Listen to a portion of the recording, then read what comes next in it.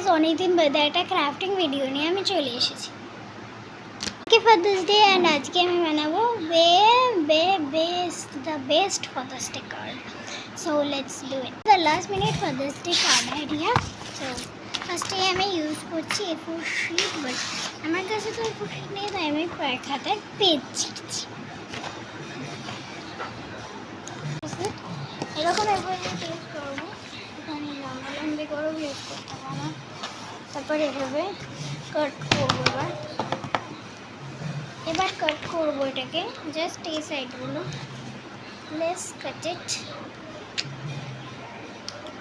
আমরা কার্ড এইভাবে বানাতে পারি। তো আমি নিয়েছি এই শিটটা, তো এবার কেটে নিচ্ছি এটা।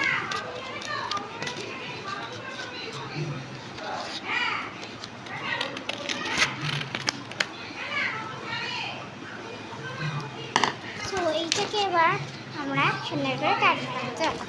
স্যামসাং চলো এবার একটু ডেকোরেট করা যাক। মাগো। সো এবার যে কোনো একটা পার্মানেন্ট মার্কার বা ব্ল্যাক পেন নিয়ে নাও, এভাবে লিখে দাও হ্যাপি ফাদার্স ডে। সো এখানে আমি ইউজ করেছি, তো লিখে নিতে হবে, দেখাচ্ছি। এভাবে হ্যাপি ফাদার্স ডে না লিখে তোমরা একটা কাজ করে দিতে পারো। তো আমি বাকি ক্লিপসগুলো নিতে ভুলে গেছি। সো আমাদের ফাদার্স ডে কার্ডের ডেকোরেশনটা ডান। এবার আমরা এখানে কার্ভ করে লিখে নেবো। ইউজ করছি সরি সেটটা আমরা করে নিয়েছি। এবার এটাকে ব্ল্যাক দিয়ে লিখতে হবে। চলো লিখে নিই, তারপর দেখাচ্ছি। তার জন্য লেখাটা খুবই সুন্দর হয়েছে। এবার চলো এটাকে ডিজাইন করি। কার্ডটাকে হাইলাইট করতে পারো, তো আমরা ওপরটা একটু কেটে দেবো, ঠিক আছে?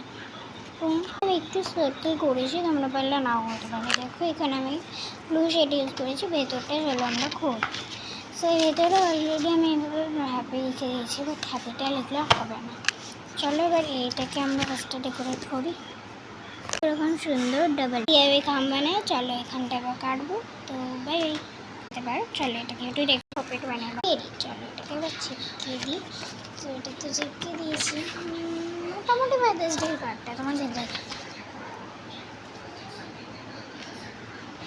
সো এবার আমি আবার লিখবো, অ্যান্ড দেন আমি একটা হার্ট চিহ্ন দিয়ে